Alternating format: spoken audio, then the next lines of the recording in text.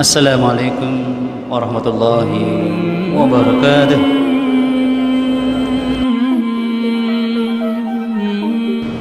Allahumma ati nufusana taqwaha wa zakkiha anta khairu man zakkaha anta waliyuha wa maulaha.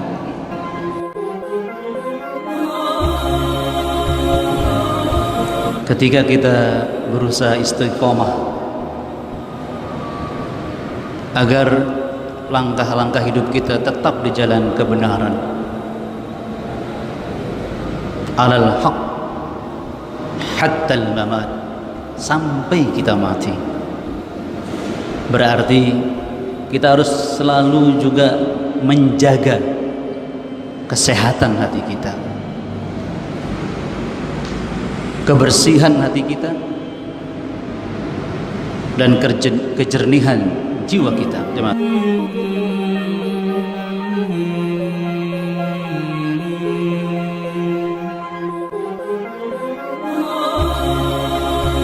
Karena itu mari kita ingatkan diri kita agar istiqomah dalam menjaga kesehatan hati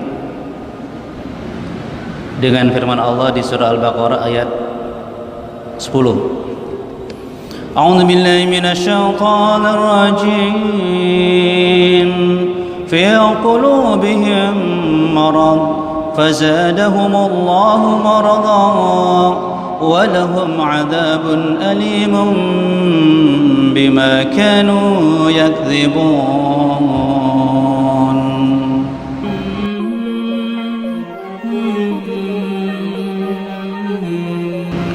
Ketika Allah mengomentari orang-orang yang menolak kebenaran,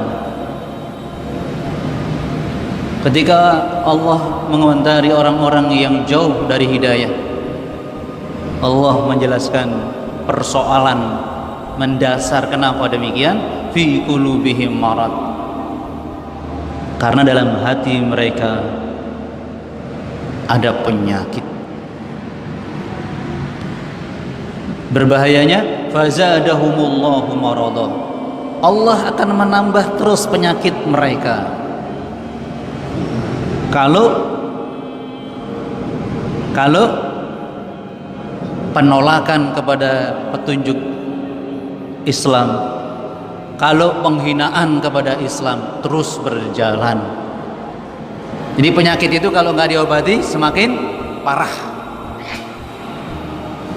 Ini yang harus kita sadari jemaah sekalian, urgensinya kita terus menjaga kesehatan atau kebersihan hati kita.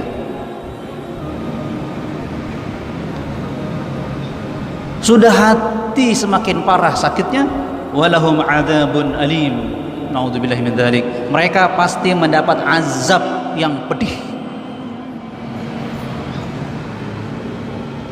Nggak disebutkan jemaah sekalian di mana azabnya, ya di dunia dan di akhirat. Fid dunya wal akhirah, orang-orang yang sakit hatinya akan merasakan kesengsaraan hidup. A'udzubillahi min dzalik. Kalau kita sakit fisik, sengsara hidup kita, apalagi sakit hatinya berpenyakit. Na'udzubillahi min dzalik. Nah, kemudian Allah jelaskan satu hal menjadi sumber penyakit dari hati mereka, ya, bima kanu yakdzibun, karena mereka selalu mendustakan agama Allah, menolak dakwah Rasul, bahkan juga mungkin menghina dakwah para Rasul. Ini bahaya jemaah sekalian.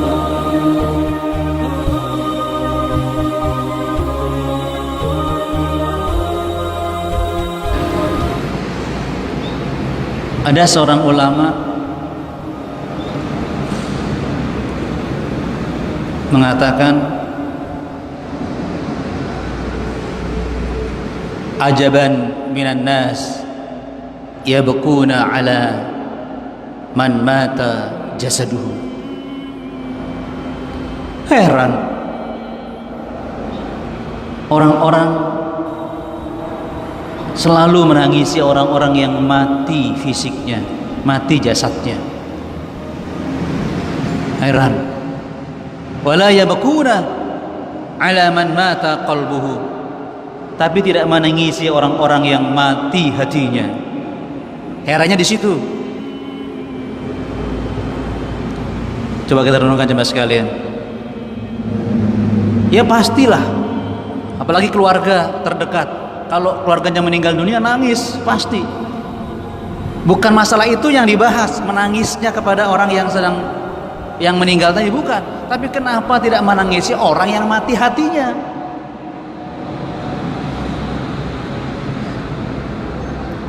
Malah justru kita marah. Minta maaf ya jemaah sekalian. Coba. Di sini yang diherankan. Mana ada orang marah kalau ada orang yang meninggal dunia? Mati mau kok marah gitu? Enggak ada kan? Tapi kenapa kita selalu marah saja? Artinya tidak menempatkan pada tempatnya. Orangnya lagi mati hatinya, masih dikasihani gitu loh maksudnya.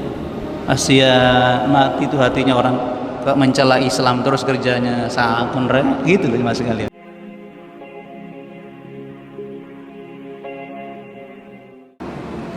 Kalau hati sudah dihinggapi, dikuasai oleh syak, kerancuan, berbagai kerancuan dan syubhat, maka dia tidak bisa melihat kebenaran sebagai kebenaran. Syak, ragu-ragu. Bahkan yang berbahaya, melihat kebenaran dengan cara terbalik. Yang benar salah, yang salah benar. Ini yang berbahaya mas kalian. Timbangan kehidupannya rusak.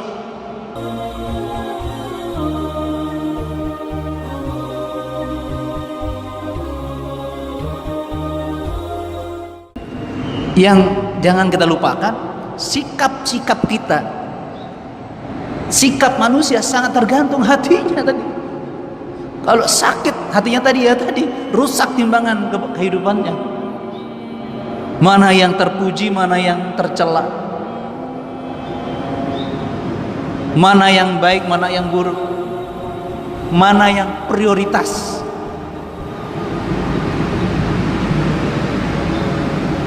Ini perlu hati yang bersih, hati yang sehat, jemaah sekalian bahagia.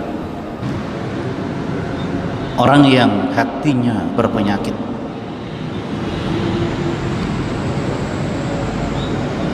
dia itu walaupun itu masalah kalau itu masalah kebenaran, meskipun kecil bentuknya mengganggu,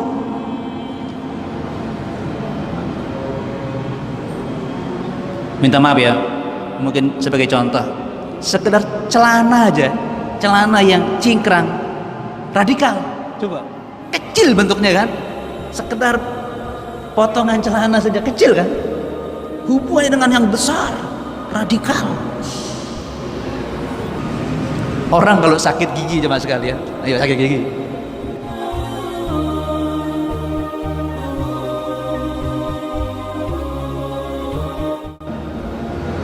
bahkan Fir'aun membenci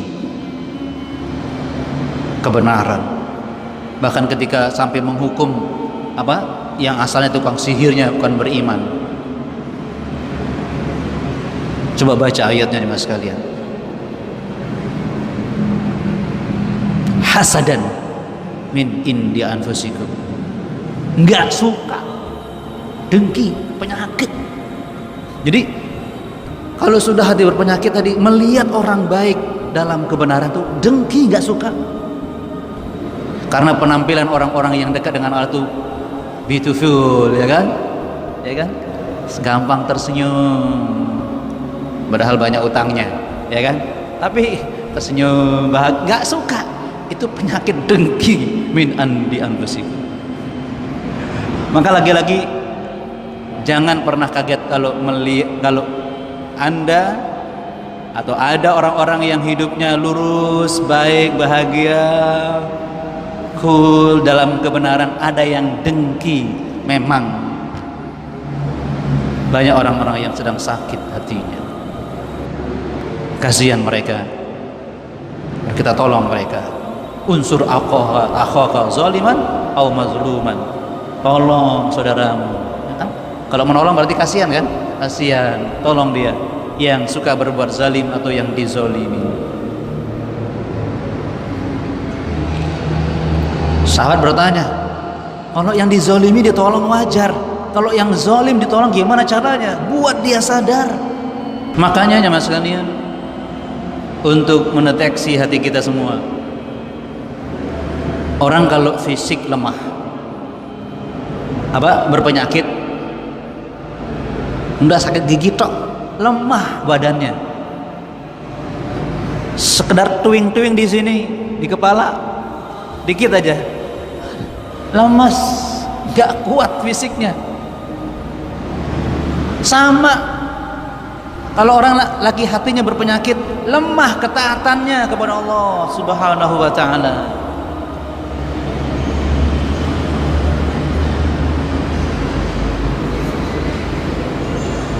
Allahu Akbar. Jadi orang yang berpenyakit hatinya, lemah dalam dakwah, lemah dalam jihad, lemah memegang kebenaran,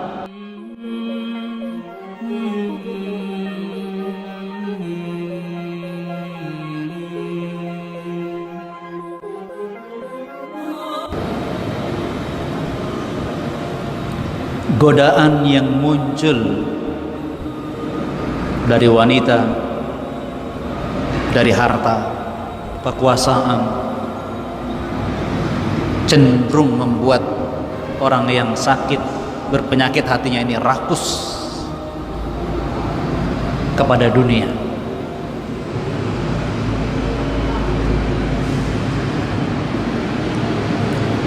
Maksudnya apa?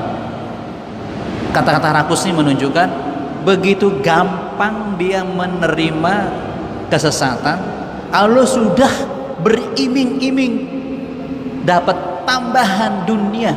Itu maksudnya. Jadi gampang masuk fitnah ini ketika kerakusannya terpenuhi dengan kenikmatan-kenikmatan dunia ini. Makanya hubbud dunya ra'su kulli khati'ah. Ingat kata Rasulullah, memang cinta dunia gembong segala dosa. Semua diruntut-runtut memang akhirnya kepada hubbud dunia. Dimasukkan bahagia. Astagfirullahaladzim. Dan kita sedang hidup di dunia, jemaah sekalian. Kita sedang mengarungi fitnah dunia sekarang, jemaah sekalian.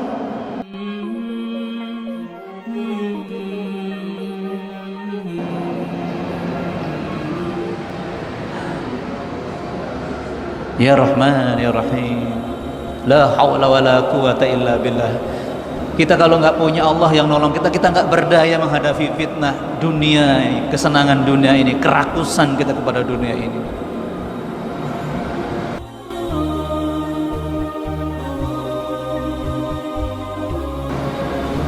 Ya Rahman ya Rahim. Anda bisa bayangkan ya mas sekalian,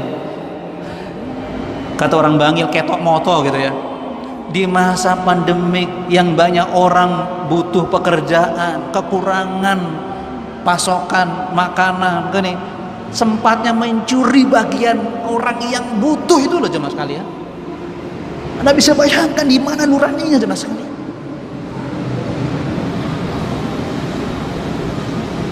Di saat orang-orang banyak menangis, miris, merasa hidupnya semakin tidak manis karena PHK dan sebagainya, masih ada banyak hal-hal yang membuat manusia tercekam di situ, bukan semakin tenang. Dibuat pagar-pagar yang membuat terbatasnya kesempatan untuk berkreasi yang benar, untuk menumbuhkan, memunculkan kehidupan yang tentram. A'udzubillahi min dzalik. Astagfirullahaladzim. Kerakusan kepada dunia menguasai setiap keputusan yang ada. Ya Allah, ya Karim.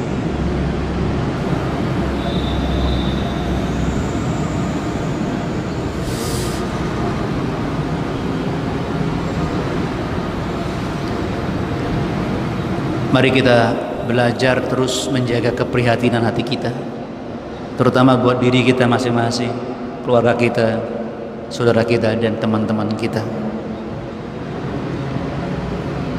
Apalagi yang sedang terpedaya oleh dunia.